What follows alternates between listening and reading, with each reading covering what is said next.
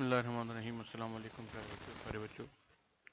आज हम class 7 ethics या अखलाकियात के एक नई बुक का आगाज़ कर रहे हैं, जिसकी तालीम ख़ास तौर पे आज हमारे बच्चों को बहुत ज़्यादा ज़रूरत है इसकी, क्योंकि अक्सर देखने में आया है कि हमारे बच्चों का जो अखलाकी मयार है वो काफ़ी दगरदूँ है।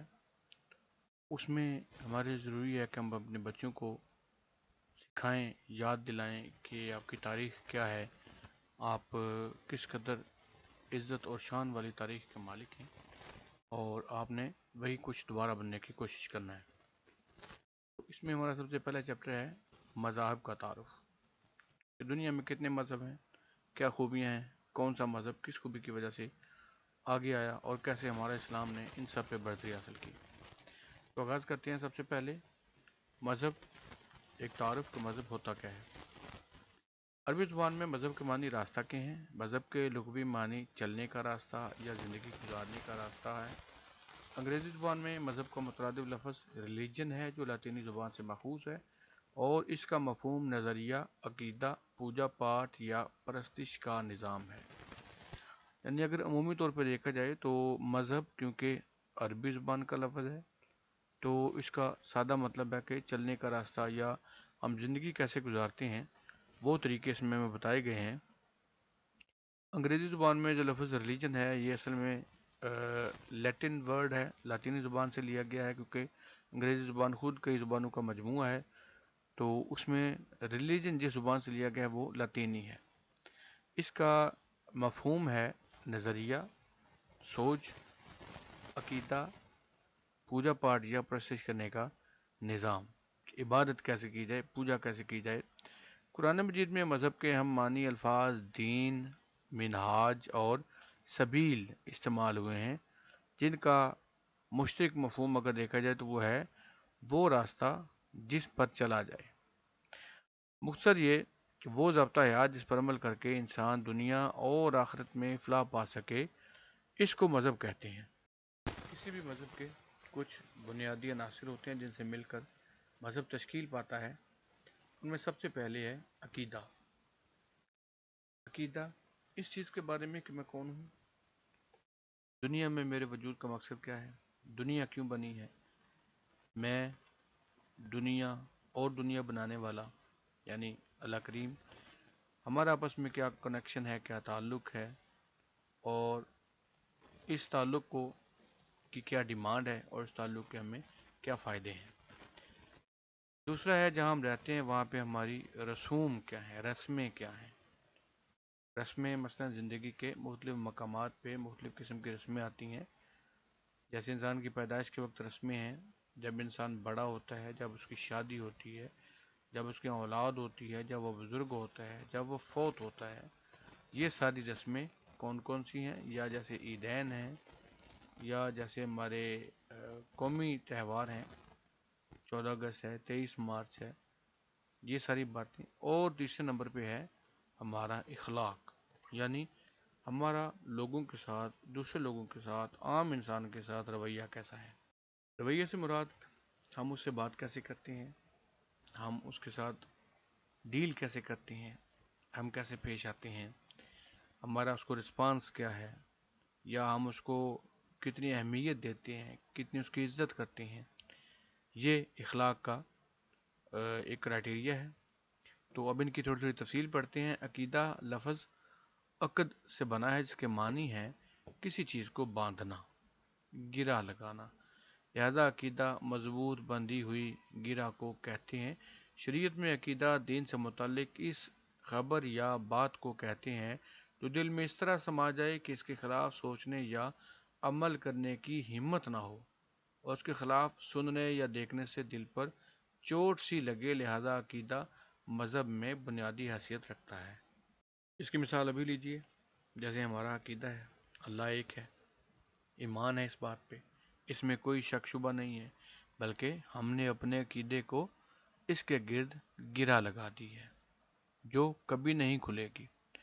रसूलुल्लाह सल्लल्लाहु अलैहि वसल्लम अल्लाह ताला के आखिरी पैगंबर हैं, उनके बाद कोई नबी नहीं आएगा।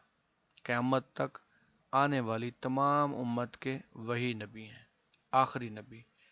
اس بات پہ ہم نے گدھا لکھا دی، تو اس کے بارے میں کچھ سننے کو بھی ہمارا ذہن، ہمارا دل گوارا نہیں کرے گا۔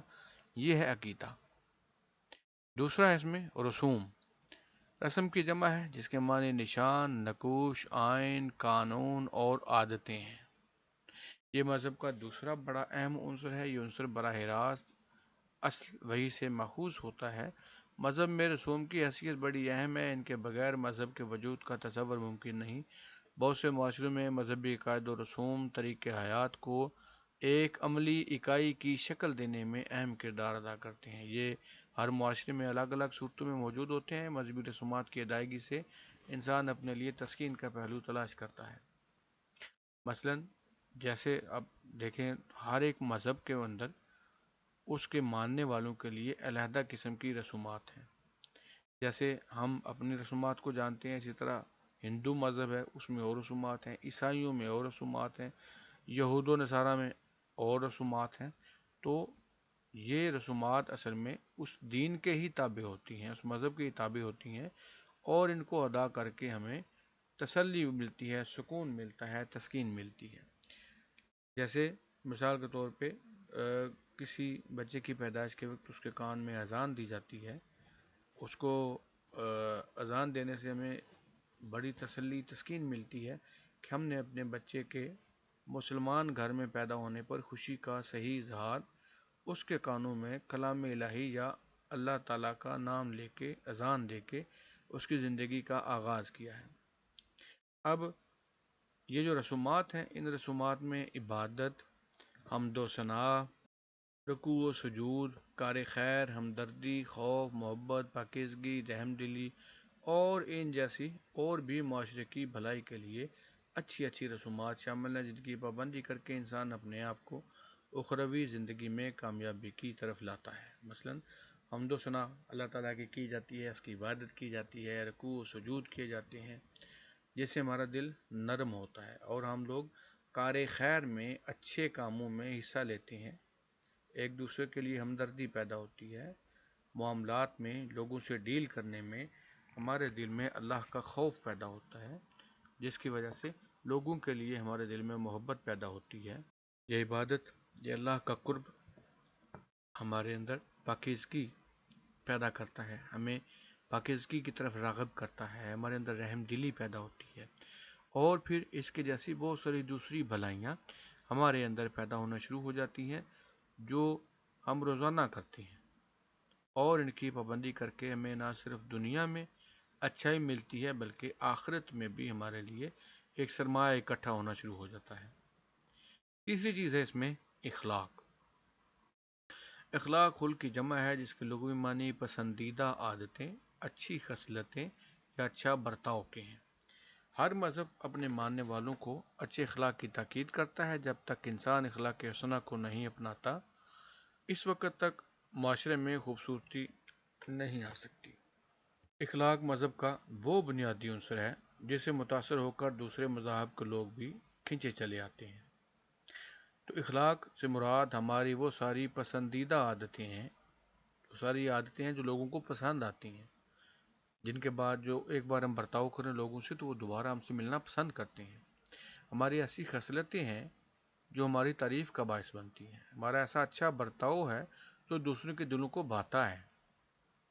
ہر مذہب نے اپنے ماننے والوں کو اچھے اخلاق کی تاکید کی ہے، اور جب تک انسان اپنے اچھے اخلاق کو یا اپنے دین کے تابع جو بھی اخلاق ہیں ان کو نہیں مانتا، تب تک معاشرے میں خوبصورتی نہیں آ سکتی، اور یہ اخلاق ہی ہے جس کی وجہ سے دوسرے مذاہب کے لوگ بھی کھنچے چلے آتے ہیں اس مذہب کی طرف، جس کی بے شمار مثالیں ہماری تاریخ میں موجود ہیں، اور بہت ساری مثالیں آپ اپنی چھوٹی کلاسز میں پڑھ بھی چکے ہیں کہ کیسے حضور صلی اللہ علیہ وسلم کے پاس جو بندہ بیٹھتا یا جو ان سے ملاقات کرتا یا جو ان کی باتیں سنتا یا جو ان کا طریقہ دیکھتا، وہ ان کا دیوانہ ہو جاتا۔ اس کی وجہ یہی تھی کہ اس وقت ہر طرف برائی تھی، لوگ ایک دوسرے کی قدر نہیں، عزت نہیں کرتے تھے۔